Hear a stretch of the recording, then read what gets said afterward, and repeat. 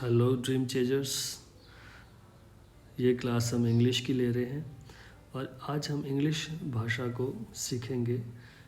Basic से high level की English with अच्छी वोकेबलरी के साथ सीखेंगे। तो if you like this video, if you like this class, please subscribe and share. तो दोस्तों, जैसा कि हम जानते हैं, इंग्लिश का आज के ज़माने में बहुत ही बड़ा रोल है और किसी भी तरह का कॉम्पिटिटिव एग्ज़ाम से अगर हमको इंग्लिश अच्छे से आती है तो बहुत ही अच्छे मार्क्स हम गेन कर सकते हैं। तो आइए दोस्तों, हम शुरू करते हैं। दोस्तों, हम सब जानते हैं इंग्लिश का आज के ज़माने में बहुत ही बड़ा रोल है। चाहे वो कॉम्पिटिटिव एग्ज़ाम्स हो, चाहे डेली रूटीन के काम हो, चाहे किसी भी तरह के काम हो, इंग्लिश आना एक तरह से बहुत ही अच्छा माना जाता है।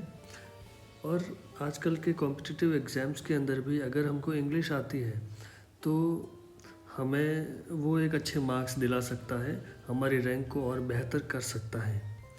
तो सबसे पहले हम समझते हैं इंग्लिश को कि इंग्लिश क्या है। देखिए, हमारे भारत में वैसे तो अब इंग्लिश मीडियम स्कूल्स वगैरह है तो ठीक है, बट इंग्लिश हम जो सीखते हैं वो एज ए सब्जेक्ट सीखते हैं, लेकिन इंग्लिश वास्तव में सब्जेक्ट नहीं है, दैट इज़ अ लैंग्वेज। और लैंग्वेज को इस तरीके से नहीं सीख सकते कि हम 1 घंटा एवरी डे उसकी क्लास ले लेंगे, जैसे मैथमेटिक्स की प्रैक्टिस करते वैसे कर लेंगे।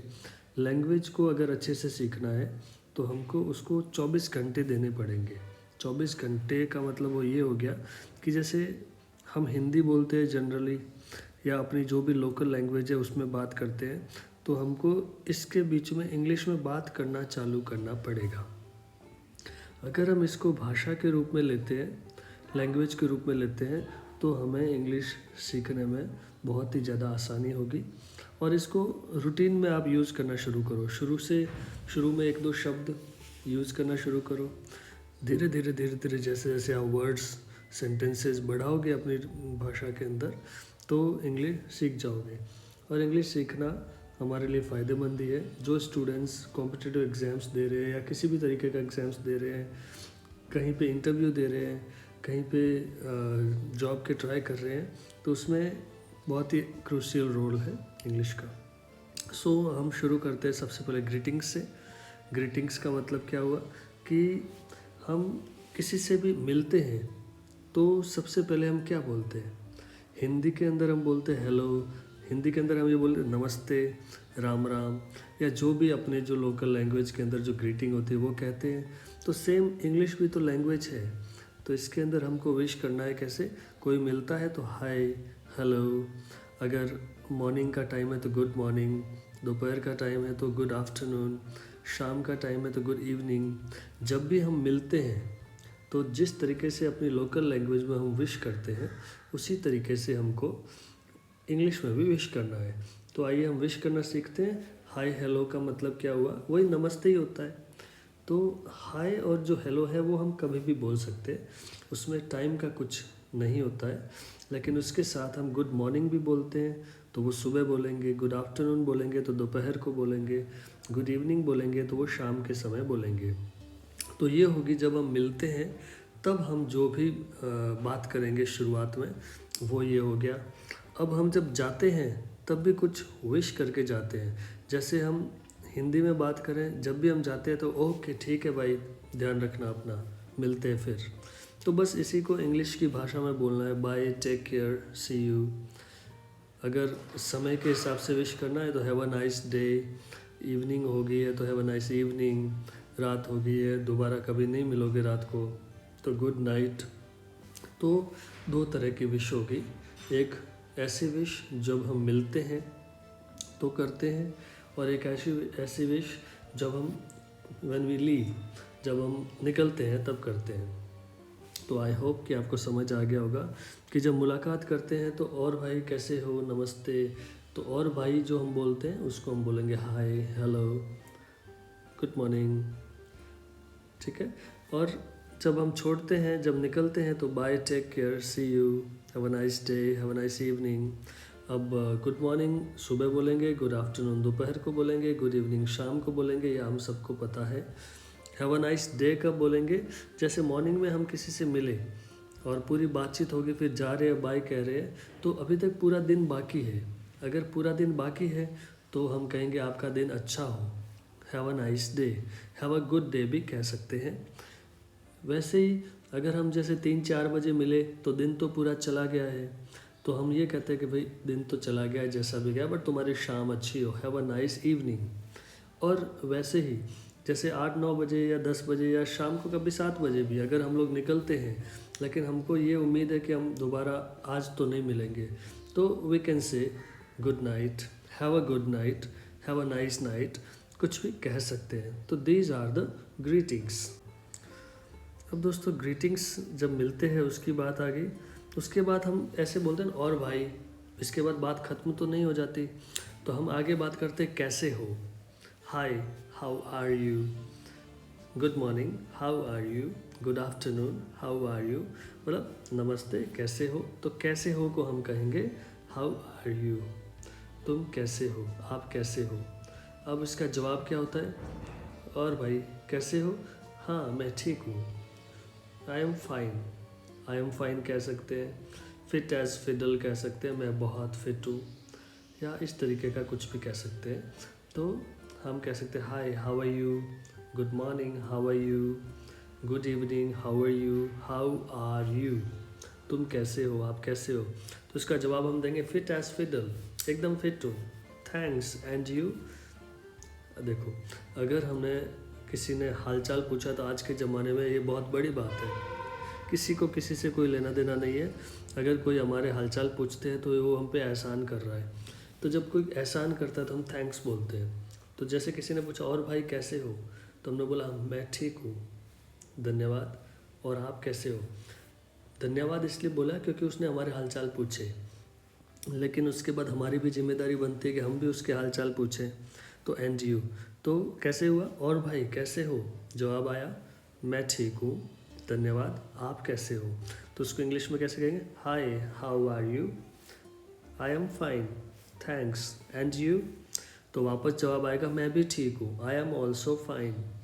तो बात यहीं ख़त्म नहीं होती। देखो, इंग्लिश स्पीकिंग की हम पढ़ाई कर रहे हैं, तो हमको क्या है कि लैंग्वेज सीखने के लिए ज़्यादा से ज़्यादा बोलना पड़ेगा। तो आप बात को ख़त्म आप करिए, आप बोलिए, आप जितना हो सके उतना ज़्यादा बोलिए। जब बोलेंगे तभी सीखेंगे। तो आगे बोलेंगे हाँ तुम भी अच्छे हो, ये सुनकर अच्छा लगा, तुम्हें अच्छा ही होना चाहिए। तो हम कहेंगे इट साउंड्स गुड, सुनने में अच्छा लगा। यू शुड बी फाइन, तुम्हें अच्छा होना चाहिए। तो तो ये विश के बाद वाली बात होगी, जो शुरुआती बात हम करते हैं। तो आई थिंक आपको समझ में आ गया होगा। सबसे पहले जब हम मिलते तो बोलते हाय, गुड मॉर्निंग, आप कैसे हो, how are you, I am fine, thanks, and you, I am also fine, oh it's sounds great, you should be fine. तो ये एक शुरुआती बात होगी। तो इंग्लिश इसी तरीके से बोल के ही हम सीख सकते हैं। तो आई होप इसमें कोई प्रॉब्लम नहीं होगी। तो दोस्तों अभी हमने सीखा कि ग्रीट कैसे किया जाए। अब इंग्लिश क्लास में क्या है कि हमें एक ग्रीटिंग, हम बात कैसे करते हैं, स्पीकिंग कैसे होनी चाहिए, ये सीखेंगे। साथ ही साथ व्याकरण, ग्रामर का भी नॉलेज होना चाहिए, ताकि जब हम कुछ भी बोले तो उसमें ग्रामेटिकल मिस्टेक्स ना हो। ग्रामेटिकल मिस्टेक्स ना हो इसके लिए हमको ग्रामर आनी चाहिए। तो एक सिंपल सा नॉलेज हमारे दिमाग में होना चाहिए कि कहाँ पे क्या हमें बोलना है, क्या नाउन कहाँ रखना है, प्रोनाउन कहाँ रखना है। सो आइए देखते हैं। जो कॉमन सा नाउन, प्रोनाउन वगैरह है, यही मैं आपको बताऊंगा, एंड दैट्स इनफ। इंग्लिश बोलने के लिए, सीखने के लिए इतना काफ़ी है, और हम वोकेबलरीज भी आगे करेंगे। सो आई गारंटी कि आपको एक बहुत ही अच्छी इंग्लिश आने लगेगी। सो नाउन क्या है? Noun is naming a word. कोई भी ऐसा शब्द जो किसी का भी नाम हो, वो नाउन है। नाउन को हिंदी में संज्ञा कहते हैं। सो जैसे मैंने कहा अशोक, अशोक किसी व्यक्ति का नाम है तो वो नाउन है। मैंने कहा मुंबई, मुंबई किसी शहर का नाम है, सिटी का नाम है, तो वो भी एक नाउन है। मैंने बोला table, table is also a name of an object, तो वो भी एक नाउन है। तो सिंपल दिमाग में रखो कि अगर किसी भी चीज़, किसी व्यक्ति, जगह का नाम अगर है तो वह नाउन कहलाएगा। आगे है pronoun. Pronoun used instead of a noun. Noun की जगह पर जो भी हम शब्द लगाते हैं वो प्रोनाउन है। जैसे मैंने कहा माई नेम इज़ राम, मेरा नाम राम है, तो राम जो है वो नाउन है। लेकिन मैंने ऐसे बोला Ram is a good boy, Ram एक अच्छा लड़का है, and he offers the prayer, वह पूजा करता है। तो वह कौन पूजा करता है? वो राम ही है जो पूजा करता है। तो यहाँ पे जो वह शब्द आया है, ही आया है, ही राम की जगह पर आया है, वो राम को रिप्रेजेंट कर रहा है। तो ये जो ही है दैट इज़ प्रोनाउन। अब आते हैं एडजेक्टिव। एडजेक्टिव क्या होता है? Adjective describes a noun. जो नाउन है उसकी कुछ भी विशेषता बताता है जो शब्द, उसे एडजेक्टिव कहते हैं। जैसे मैंने कहा Ram is a good boy, Ram is a boy, ये तो सिंपल सी बात है कि राम नाम से बॉय लग रहा है, but Ram is a good boy, अच्छा लड़का है। तो ये जो गुड है ना, ये एडजेक्टिव है। आगे है वर्ब। वर्ब का मतलब हम कोई भी एक्शन करते हैं, क्रिया करते हैं। So verb describes the action of a noun. कोई भी नाउन जो काम करता है उस काम को हम बोलते हैं वर्ब। जैसे राम इज़ रनिंग, राम जो है वो दौड़ रहा है। I am speaking, you are thinking. तो ये जो थिंकिंग है, तुम सोच रहे हो, मैं बोल रहा हूँ, ये जो काम कर रहे हैं उसको वर्ब बोलते हैं। एडवर्ब। एडवर्ब का मतलब क्या है? Adverb describes the action of a verb. तो इसमें क्या हुआ कि इम्पोर्टेंस ऑफ द वर्ब। इसमें क्या है कि जो वर्ब है, वर्ब के स्पेशलिटी क्या है? जैसे आई एम स्पीकिंग, मैं बोल रहा हूँ। आई एम स्पीकिंग लाउडली, तो मैं ज़ोर से बोल रहा हूँ। ये ज़ोर से जो है ये बोलना का स्पेशल थिंग है। ज़ोर की जगह पे मैं धीरे भी बोल सकता हूँ। सो एडवर्ब क्या है? वर्ब की स्पेशलिटी बताता है। So that is adverb. I hope कि आपको ये जो बेसिक चीज़ है, noun, pronoun, adjective, verb and adverb, ये आपको समझ में आ गया होगा। अगर समझ नहीं भी आया तो प्लीज़ इस वीडियो को दोबारा से सुन लें, आपको ज़रूर समझ में आ जाएगा। अब आगे बात करते हैं इज़ एम आर को हम कहाँ यूज़ करते हैं। दिमाग में ये ध्यान रखना कि एम जो है वो आई के साथ यूज़ करते हैं। इज़ एम आर जो है इसको आप इज़ एम आर मत मानिए, इसको आप बी मानिए, बी ई। जो बी होता है, बी का मतलब होता है होना। बी की जो फर्स्ट फॉर्म है वही इज़ एम आर है। बी की जो सेकेंड फॉर्म होती है वही वॉज वर होती है। थर्ड फॉर्म जो होती है वही बीन होती है। तो हमें क्या है, जहाँ पे इज़ एम आर है वहाँ पे दिमाग में ये रखो कि ये बी है। लाइक आई बी, जैसे हाय आई बी सूर्या, तो आई के साथ एम लगता है तो बी की फर्स्ट फॉर्म लगेगी आई एम सूर्या। मैं 18 का हूँ, आई एम 18। मैं इंडियन हूँ, आई एम इंडियन। मतलब आप सिंपल सा आई एम को दिमाग में रखिए। जैसे मैं हूँ, अब मैं क्या हूँ? I am Surya, I am 18, I am Indian, I am a carpenter, I am an student, I am a student, I am an advocate. तो ये चीज़ें मतलब मैं हूँ, मेरे बारे में बताना है कि मैं क्या हूँ। किसी के बारे में अगर हम बताते हैं तो इज़ एम आर का यूज़ करते हैं। ये मैं शुरुआती बात बता रहा हूँ, इज़ एम आर का और भी यूज़ आगे हम सीखेंगे, बट अभी जो मैं बता रहा हूँ उसको उसी तरीके से सीखें। धीरे धीरे हम बेसिक से बहुत ही अच्छे लेवल तक आगे बढ़ेंगे। सो मेरे बारे में बात करूँ तो आई एम, और जो भी मैं हूँ उसकी बात कर दो। I am Surya, I am 18, I am Indian, I am student, I am doctor, I am home maker, I am whatever.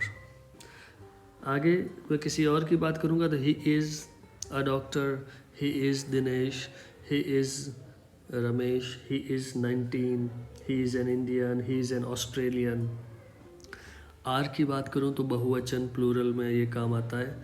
Like my brothers are student, my teachers are excellent. तो इज एम आर मतलब क्या है, B की first form. तो ये हम use करते हैं, आप सेंटेंसेस पढ़ेंगे तो आई होप आपको समझ आ जाएगा। Like hi, I am Surya, I am 18, I am Indian, my father is a doctor and my mother is a home maker, my brothers are student, मेरे भाई स्टूडेंट हैं, स्टूडेंट्स यहाँ पे, सॉरी यहाँ पे एस लगेगा। So my brothers are students, you are cold, can I close the window, मतलब ठंड लग रही है तो क्या मैं विंडो क्लोज कर दूँ, ये सब हम आगे सीखेंगे। आई एम ऑल्सो स्टूडेंट, मैं भी एक स्टूडेंट हूँ। यू आर लेट, तुम लेट हो। यू आर अ बॉय, तुम एक लड़के हो। यू आर लेट, तुम लेट हो। I am intelligent, my friend is intelligent. You are intelligent, he is intelligent. तो इसी तरीके से हमें बात करना भी सीखना है, लिखना भी सीखना है, कॉम्पिटिटिव एग्जाम्स में क्वेश्चंस को आंसर करना भी सीखना है। सो ये आज का चैप्टर है इज एम आर का, जो हम सीखे। आई होप कि आपको कोई प्रॉब्लम नहीं होगी। अगर किसी भी तरीके की कोई प्रॉब्लम हो तो यू कैन कमेंट, मैं आपको इसका जो है कमेंट में आपको जवाब दूंगा। If you have any kind of doubt I will clear that. अब आगे बढ़ते हैं। Was were. तो जैसा कि मैंने पहले बताया था, बी की first form is am are होती है, वैसे सेकेंड फॉर्म वॉज वर होती है। फर्स्ट फॉर्म का यूज़ हम प्रेजेंट में करते हैं। जैसे मैं एक स्टूडेंट हूँ, मतलब मैं अभी हूँ, तो आई एम अ स्टूडेंट। जैसे यहाँ लिखा हुआ he was the great scientist, was को हटा के मैं इज़ लगा दूँ, he is the great scientist, तो इसका मतलब क्या हुआ कि वह एक अच्छा साइंटिस्ट है, अभी है। लेकिन जैसे मैं सेकेंड फॉर्म वॉज लगाता हूँ तो इसका मतलब ये पास्ट की बात हो जाती है, पहले था। He was the great scientist, इसका मतलब ये हो सकता है कि वो पहले ग्रेट साइंटिस्ट था। इट मीन्स कि या तो वो अभी ज़िंदा नहीं है, वो बहुत ही अच्छा साइंटिस्ट था, या फिर हो सकता है वो ज़िंदा है लेकिन पहले साइंटिस्ट था, अभी कोई दूसरा काम कर रहा है। तो he was the great scientist, मतलब वो एक ग्रेट साइंटिस्ट था। He is the great scientist, it means वह अच्छा साइंटिस्ट है। You weren't a real actor, you were not को हम शॉर्ट में वरंट कहेंगे। इसको शॉर्ट फॉर्म को बोलते कॉन्ट्रैक्शन। कॉन्ट्रैक्शन का मतलब इज़ नॉट का कॉन्ट्रैक्शन इजेंट होता है, डू नॉट का कॉन्ट्रैक्शन डोंट होता है, डज नॉट का कॉन्ट्रैक्शन डजेंट होता है। वैसे वर नॉट का contraction weren't. You weren't a real actor, तुम अच्छे एक्टर नहीं थे, तुम अच्छे एक्टर नहीं हो। You art a real actor, तुम अच्छे एक्टर नहीं हो। So they were students of a government school, वे गवर्नमेंट स्कूल के स्टूडेंट्स थे जो अभी यहाँ से गए। They were students of government school. Was she comfortable with you all, yes she was, क्या तुम्हारे साथ वो कम्फर्टेबल थी, हाँ वह थी। तो इज एम आर और वॉज वर इस तरीके से हम लोग यूज़ करते हैं। तो दोस्तों आई होप कि इसमें आपको कोई दिक्कत नहीं होगी, लेकिन क्या बेसिक दिक्कत होगी उसके बारे में मैं अभी आपको बताता हूँ। प्लीज़ दोस्तों इस चैनल को सब्सक्राइब करें, शेयर करें, वीडियो को शेयर करें, ताकि मुझे भी कुछ फ़ायदा मिले, आपको भी कुछ फ़ायदा मिले, आपके दोस्तों को भी कुछ फ़ायदा मिले। Please, thank you. तो फ्रेंड्स अभी हमने सीखा कि इज़ एम आर को हम कहाँ यूज़ करते हैं। इज़ एम आर जो है इसकी जो फर्स्ट फॉर्म होती है वो होती है, बी की फर्स्ट फॉर्म होती है is am are, is am and are.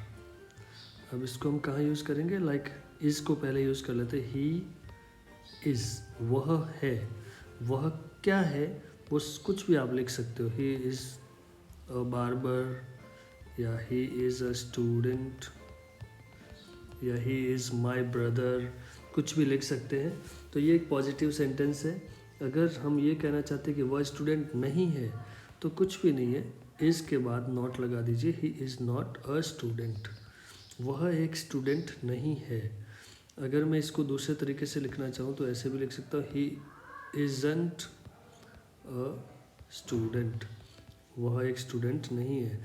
तो ये इज़ नॉट का कॉन्ट्रैक्शन है इज़ंट।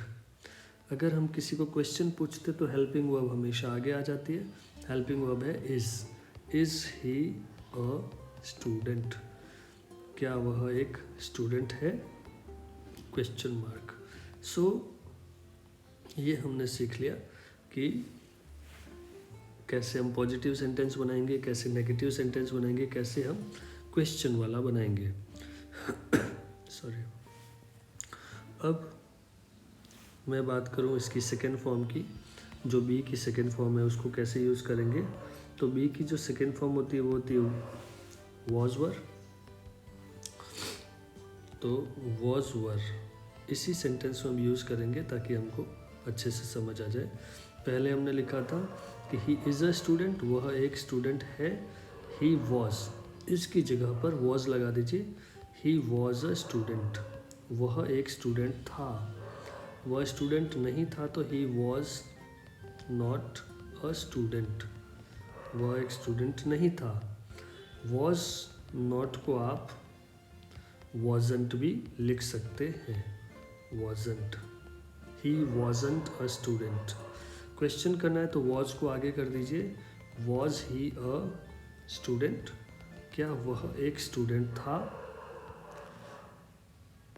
तो ये पुरानी बात होगी, पहले की बात कि क्या वो पहले एक स्टूडेंट था। तो अब इसमें हम ही की जगह पर शी भी लिख सकते हैं, बोल सकते हैं शी इज़ अ स्टूडेंट।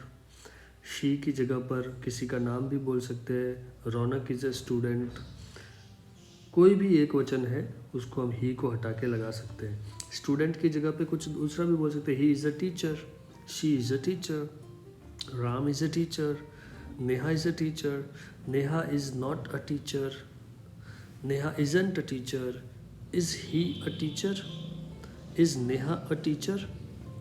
इस तरीके से हम इन चीज़ों को, खाली हमको ही इज़ अ स्टूडेंट ऐसे नहीं सीखना है, हमको ही की जगह कुछ दूसरा भी हम यूज़ कर सकते हैं, ये भी आना चाहिए। और स्टूडेंट की जगह पे कुछ और यूज़ कर सकते हैं, ये भी आना चाहिए। इसकी जगह पे आर भी आना चाहिए। इसकी जगह पे आर कब आएगा, जब ही की जगह दे हो जाएगा, राम एंड श्याम हो जाएगा। राम एंड श्याम दो हो गए, एक से ज़्यादा हो गए, तो Ram and Shyam are a student. Ram and Shyam are not a students, students हो जाएगा, नॉट अ नहीं होगा, not students. Ram and Shyam not, Ram and Shyam are not students, A भी हट जाएगा। Are Ram and Shyam students, क्या राम एंड श्याम स्टूडेंट्स है। वैसे ही they were students, they were not students, were they students. इस तरीके से हम लोग इसको यूज़ करेंगे। तो आई होप कि आपको बी में इज़-एम-आर और वॉज वर का नॉर्मली कहाँ यूज़ होता है ये आपको आ चुका होगा। इसके हम सेंटेंसेस हाथ से लिखने 10 सेंटेंसेस भी बनाएंगे, बोलने की शुरुआत करेंगे। तो आई होप कि आपको आगे समस्या नहीं होगी। देखिए प्रैक्टिस ज़रूरी है, मैं आपको रास्ता बता सकता हूँ किस तरीके से कहाँ पे क्या यूज़ करना है, but you have to practise. आपको ही बोलना पड़ेगा, आपको ही लिखना पड़ेगा, तभी आप सीख पाओगे। सो इसकी प्रैक्टिस आप ज़रूर करें। सो आइए दोस्तों, अब हम कुछ वोकेबलरी करते हैं। वोकेबलरी का किसी भी भाषा में बहुत ही बड़ा योगदान रहता है, वो हमें हमेशा याद रहनी चाहिए। तो सबसे पहले वेदर, वेदर का मतलब होता है मौसम। फिर है हॉट, मतलब गर्म, सामने कूल लिखा हुआ है, कूल मतलब ठंडा। चम का मतलब होता है लंगोटिया यार, ही इज़ माई चम, वो मेरा एक लंगोटिया यार है, बहुत अच्छा दोस्त है। ब्यूटीफुल, सुंदर।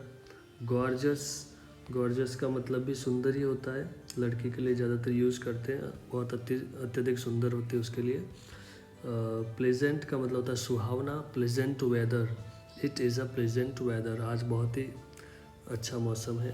पर्स, पर्स का मतलब होता है कि लड़कियों का जो पर्स होता है उसको हम पर्स बोलते हैं, जिसमें वो सामान वगैरह लेके रखते हैं, छोटा सा बैग। वॉलेट, वॉलेट बॉयज़ के पास जो होता है जिसमें पैसे कार्ड्स वगैरह रखते हैं, वो वॉलेट होता है। वॉशरमैन, कपड़े धोने वाला।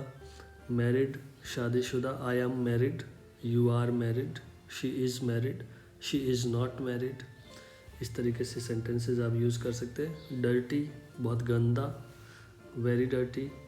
सो she is dirty, they are dirty, we are not dirty, are we dirty, are we not dirty, aren't we dirty. इस तरीके से एक सेंटेंस में आप बहुत सारे, एक वर्ड को यूज़ करके बहुत सारे सेंटेंस जैसे रिपीट करेंगे तो आपको अच्छी इंग्लिश आने लगेगी। Clean, I am clean, my room is clean. Journalist, they are journalists, I am journalist. Vegetables, सब्जियां। जर्नलिस्ट का मतलब पत्रकार होता है। क्लीन का मतलब साफ होता है। होस्ट का मतलब मेज़बान होता है। मेज़बान का मतलब क्या हुआ कि कोई भी जैसे मेहमानवाजी, किसी ने जैसे आपको इनवाइट किया तो जो इनवाइट करने वाला था वो होस्ट होता है। गेस्ट का मतलब अतिथि। गेस्ट को जो बुलाने वाला होता है वो होस्ट होता है। काइंड का मतलब दयालु। मैनी का मतलब बहुत सारे। मोर का मतलब भी बहुत सारे। मैनी काउंटेबल चीज़ों के लिए यूज़ आता है। काउंटेबल चीज़ों के लिए मतलब I have many friends. Friends को हम काउंट कर सकते हैं, 2 फ्रेंड्स, 3 फ्रेंड्स, तो वहाँ पे मैनी यूज़ आता है, many friends. Many mobiles. More का मतलब अधिक होता है, तो थोड़ा और अधिक। आई वॉन्ट मोर शुगर, मुझे थोड़ा और ज़्यादा शुगर चाहिए। आई वॉन्ट मोर मोबाइल्स, मुझे और मोबाइल चाहिए। तो ये जो और वाली चीज़ है यहाँ पे मोर होता है। तो जैसा कि ऊपर सिखाया, इज़, एम, आर और वॉज वर्ग को यूज़ कर कैसे करते हैं, तो बस इज़, एम, आर और वॉज वर्ग को ही, आपको पहले से ज़्यादा इंग्लिश आती है तो कोई दिक्कत नहीं है, बट आपको इज़, एम, आर और वॉज वर्ग को यूज़ करते हुए ही वोकेबलरी में जो आज मैंने सिखाया उसके सेंटेंसेस बनाने हैं। आपको कैन भी आता होगा, बी भी आता होगा, शैल भी आता होगा, लेकिन आपको वो यूज़ नहीं करना है। अभी क्लास 1 में आपको सिंपल इज़, एम, आर जो सिखाए हैं उसी को आपको सीखना है।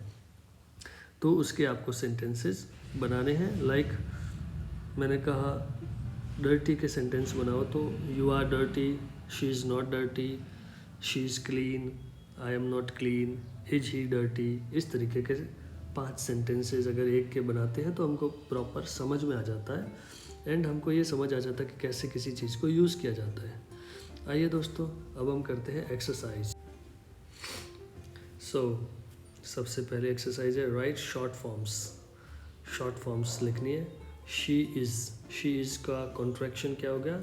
शीज़। इसका कॉन्ट्रैक्शन होगा शीज़, शी, SHE, ये इसका कॉन्ट्रैक्शन हो गया। दे आर का क्या होगा? दे आर का हो गया देयर। इसी प्रकार it is not, it is not का 2 टाइप से हो सकता है। इट और इज को मिला दो, इट्स नॉट, ये भी हो सकता है। और इट इजंट, ये भी हो सकता है। दे आर नॉट, दे और आर को मिला दो, दे आर नॉट, और आर और नॉट को मिला दो, दे आरंट, ये भी हो सकता है। That is, that's, you are not, तो यू आर नॉट, ये भी हो सकता है।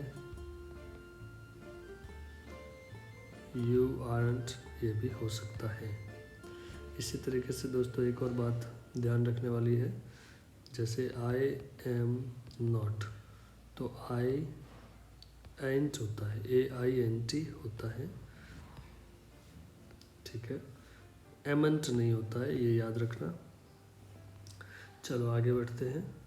आगे आपके एक्सरसाइज में है put in is, am, are. Is, am, are आपको इसमें डालना है। तो द वेदर, वेदर एक सिंगुलर है, तो weather is nice today. I am not tired but he is tired. The bags are heavy. My brother and I are good cricketers. I am a taxi driver and my father is a bus driver. तो is, am, are कहाँ use करना है, I hope आपको समझ आ गया होगा। अब यहाँ पे राइट फुल सेंटेंस है, use is not, are not. अपने हिसाब से आपको इज, एम, आर और इज़ नॉट, आर नॉट को यूज़ करना है। लाइक योर शूज़ डर्टी, तो your shoes are dirty. Jenny is 20 years old. You are not very well. This house is not big. Your keys are in my bag. तो ये जो helping verb है is, am, are, main verb भी हम आगे सीखेंगे। Is, am, are helping verb है, तो इनको आपको कहाँ यूज़ करना है? सब्जेक्ट और ऑब्जेक्ट या जो भी पीछे होता है उसके बीच में, सब्जेक्ट के बाद यूज़ करना है। योर शूज़ आर डर्टी, क्या डर्टी है? शूज़, तो शूज़ के बाद आएगा is, am, are. Your shoes are dirty. So आगे राइट अबाउट योर सेल्फ, ये थोड़ी सी प्रैक्टिस है। आपका नाम यहाँ पे लिखना है या बोलना है। लाइक आपका नाम अगर अशोक है तो माई नेम इज़ अशोक, या फिर I am Ashok. From, I am from so and so, I am from Jaipur, I am from new Delhi. My age, I am 18। आप सिंपल कितने साल के वो बोलेंगे, दैट्स इनफ। मैरिड हो, no I am not married, I ain't married, I am married. Favourite colour, my favourite colour is blue, my favourite colour is white, my favourite colour is red, my favourite colour is not violet. तो इस तरीके से आप अगर बोलेंगे, बोलने की practice करेंगे, तो आई एम डैम श्योर आपको इंग्लिश में कभी कोई प्रॉब्लम नहीं होगी।